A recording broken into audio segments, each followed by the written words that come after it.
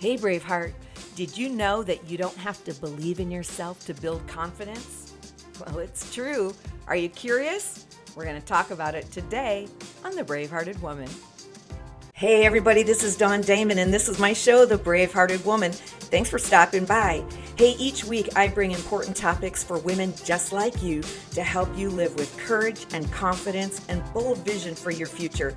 So make sure you subscribe so you never miss an episode. I'm always giving out free resources that empower you. So you ready? Come on, let's get brave. Good to be back with all of you amazing, brave-hearted women. You know, I say that every episode, and I hope that you really, truly know that you are an amazing, brave-hearted woman. You're listening to this podcast. That's evidence right there that you're eager to grow and stretch and continue on your journey of greatness, even in midlife. So, hey, before we get started today, I want to give you 2 points that I'm going to ask you. Number one, have you received my book yet? Have you taken advantage of purchasing The Making of a Brave-Hearted Woman? It is number 1 on the Amazon best-selling and new releases under women's issues. I'm so glad I scored high under women's issues, because how many know that sometimes we women, we got our issues, don't we? But this book is going to help you show up in midlife strong, courageous, taking brave action. Not only that, but just growing in confidence and fortitude. And you are going to be amazed at the potential that you're going to tap. And then it's not going to just be potential. You're going to manifest the things that you've been thinking and dreaming about. So make sure you avail yourself to my book. You can find it on Amazon. I'd love for you to have it. But secondly, if you love this podcast, would you be willing to share it with others? And we can expand our reach and our influence. And you know how you do that? You leave a review on Apple Podcast or wherever you're listening to this. I've put in the show notes for you today how you can leave a review, but it really helps me. You know those famous algorithms that we have? Well, it bumps up the visibility of my podcast show so that other women like you can find these empowering messages. So take a minute, if you will. I believe this is changing lives. And if this episode is really helpful for you, please share it with someone else. Put it on your Instagram, put it on your Facebook, and somebody on your platform will see it and they'll find benefit from it too. That would be amazing. Thank you in advance. All right, so let's get into this. Confidence.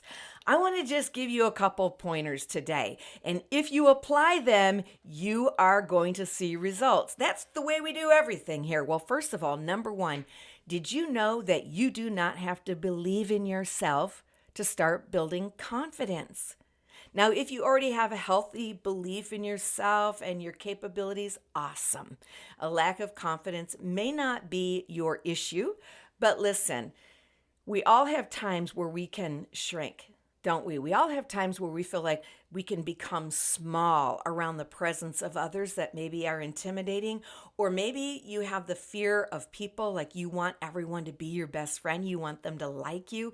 And while you may say you're a very confident person, you also might be tempted to become small in the presence of someone else's strong opinion.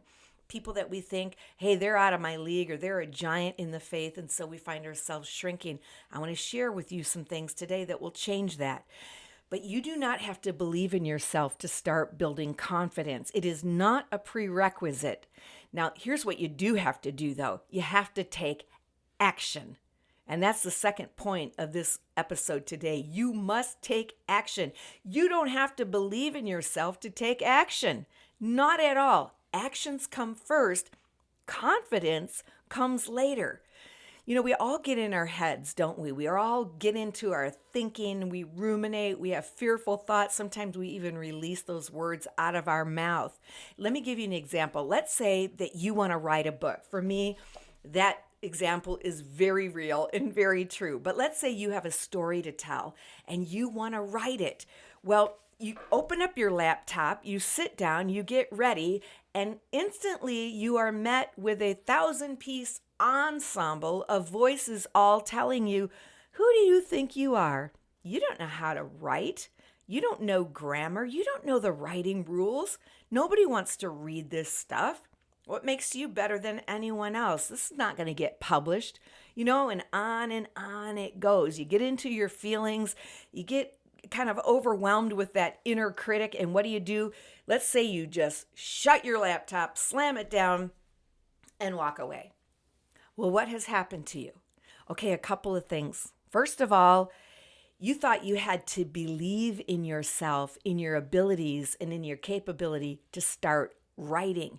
You thought you had to know the answer to that naysayer, to those nagging questions. You had to cast down all those negative beliefs, and you had to speak your affirmations, and you had to really convince yourself and persuade yourself. Now, I am a huge advocate for affirmations and casting down vain imaginations, but you don't have to do that before you do the thing.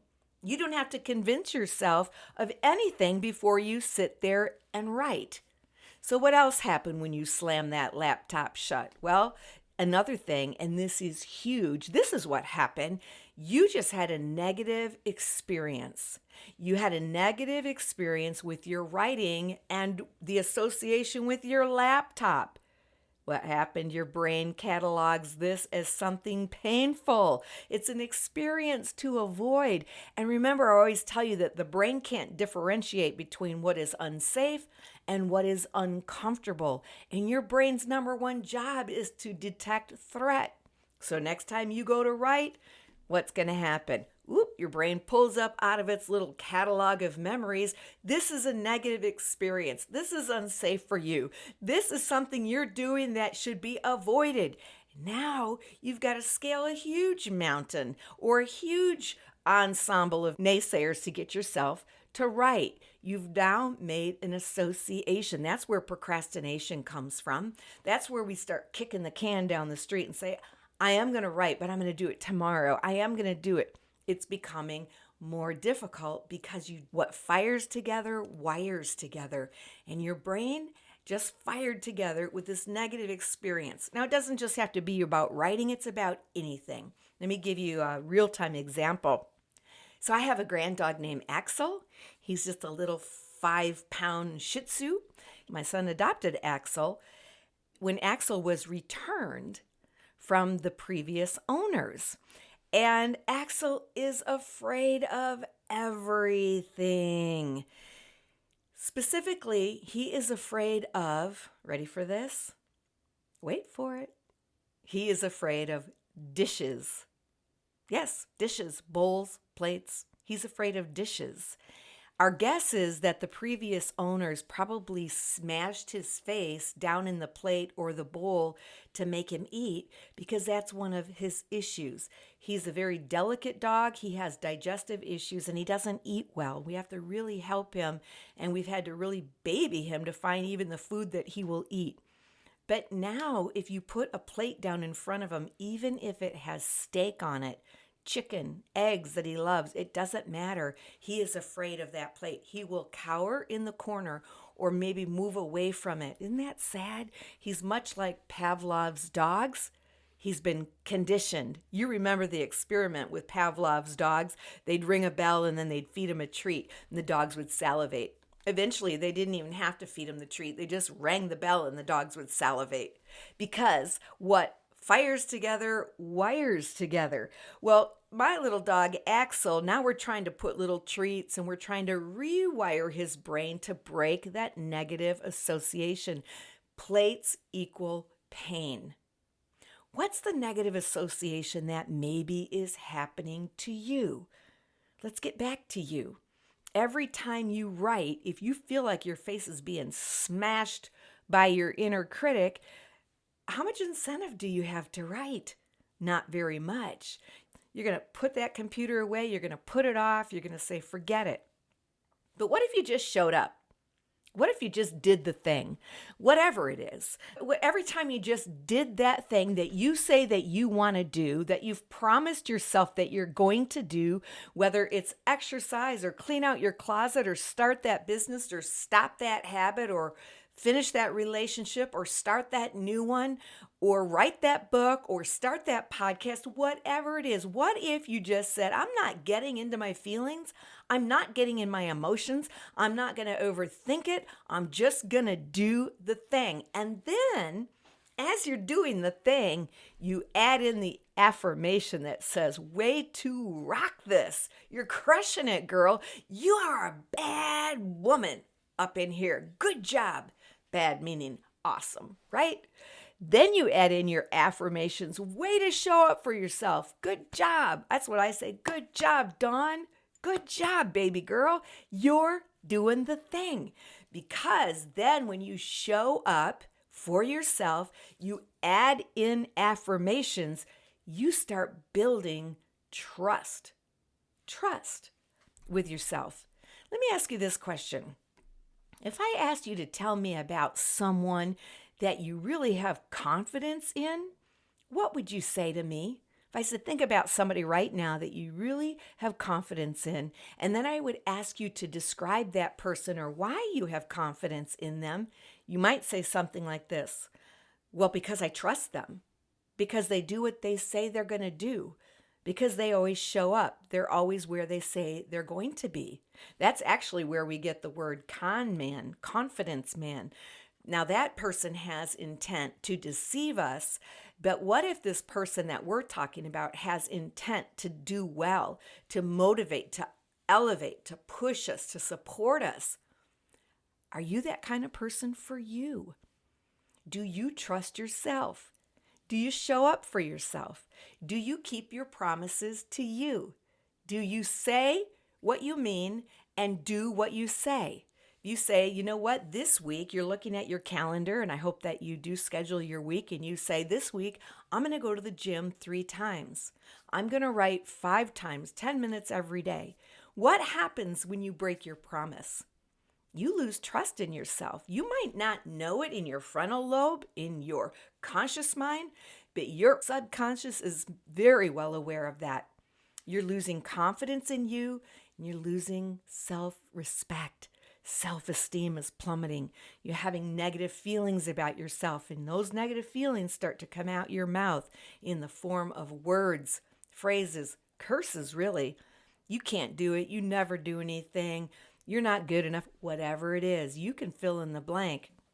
Even those of us who have been successful, here we are in midlife. We're learning something brand new. We're making transitions.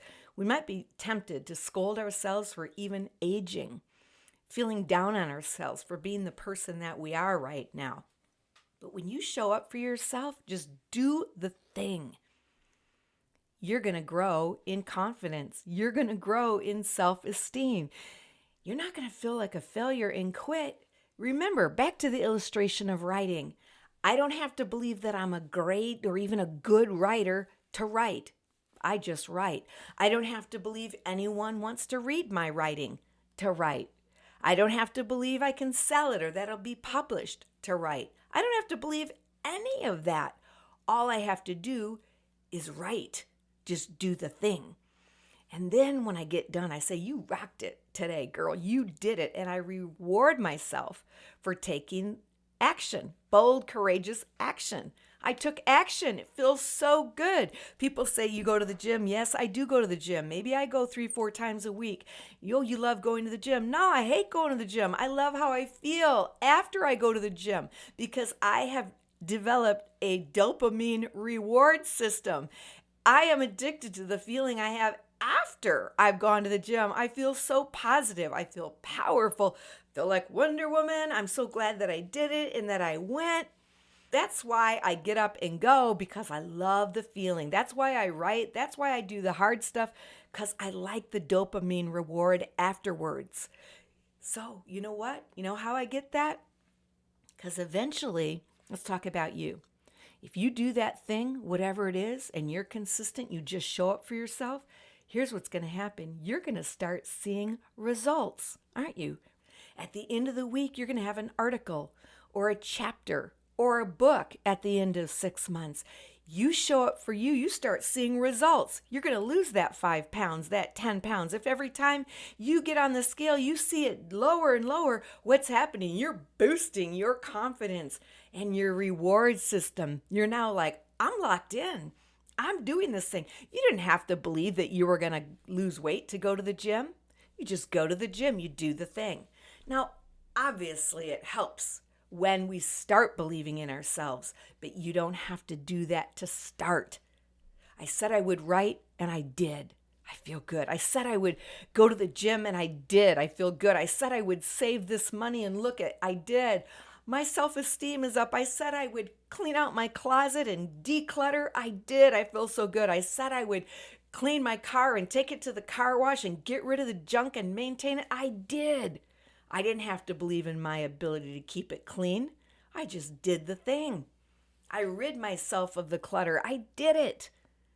So, when you follow through with yourself, you build confidence and self-esteem, and you give yourself an experience, and now you have a track record. You say, I did it before. I can do it again. I have skills. I feel proud of myself. I've learned some wisdom. I did this thing, and I have this whole education now. And you know what? Confidence comes from experience. Now I feel confident that I can do that again. I can pull down the voices that say, I wish I wasn't such an introvert. I don't need to be an extrovert to do the thing. I wish I had more guts. I don't need guts to do the thing. I can do it. If only I had, more resources. I don't need those resources to take baby steps. If I had more time, I'm old. How old will you be in 5 years if you don't do the thing? Same age. Start today. I don't have what it takes. How do you know? Confidence comes second. Taking action comes first. You're proving to yourself that you can accomplish a task. And how amazing is that to know that we are capable, powerful, able individuals. As my girlfriend says, a contributing member of society. You are a contributing member of you. You have confidence in you. You have faith in you. You can trust yourself because you won't let yourself down. You will show up for you. You won't shy away from opportunities because you don't need to believe in yourself to take the next right step. Won't live small and miss out on things. You'll take risks because you don't need to feel, oh, what if I look stupid? And so what? You don't suffer with insecurity. You're a confident person. How did you get confidence? I gained confidence by taking action. All right, everybody. Isn't that good? I hope that helps you. I know it will help you. So whatever you're facing today, do the thing. Keep your promises to you. If you've made too many promises to yourself, clean the slate and start over. The whole year is ahead of you. What promises will you make and keep to yourself so that your self-esteem can grow? That's what I have for you today. Don't forget to share this, like me, and review it. Hey, listen, I appreciate you. I'm going to leave you like I always do, brave-hearted woman. This is your moment to find your brave and live your vision.